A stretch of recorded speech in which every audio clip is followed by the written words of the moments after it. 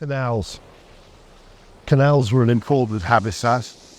They run very often right through cities, right through the middle of industrial areas, right through the supermarket sort of rears of the car park. I'm between two supermarkets right now, and they run right out into the countryside. So kind of this linking habitat, because it's not just the water itself, it's also the vegetation on either side.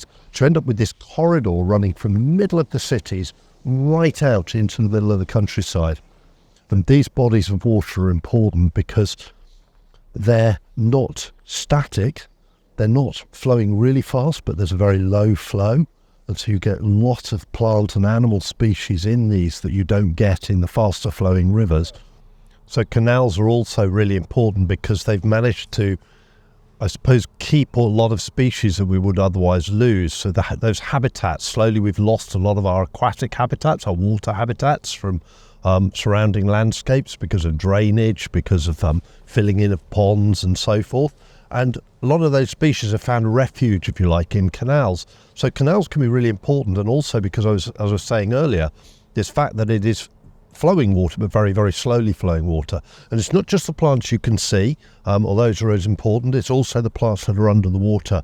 And this particular canal is important for some of those plants under the water. And this is why in some places you're only allowed a certain number of boats or a certain amount of boat movement, because there's a real concern that those plants would get damaged if there's a large number of boats going over because of the turning of the propellers. Not just cutting things, but also the way it churns up the soil and silts underneath. And that's one of the problems that happened on the Norfolk Broads and was a big concern back in the 80s and 90s.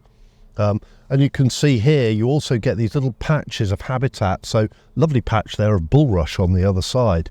And I've got lots of iris along the side of the canal on this side. So the canals are keeping these kind of little miniature habitat areas all the way along. And there's also what they call offline reserves in some areas, where areas of the canal that are no longer in use are now being used as a nature reserve, with the water still flowing through them like a canal would have done, but allowing more of the vegetation to creep in. And much the same, the less vegetation you have on the sides, the less benefit it is for the wildlife. So when you get these very static, very straight edges, then obviously it's not so good for the wildlife.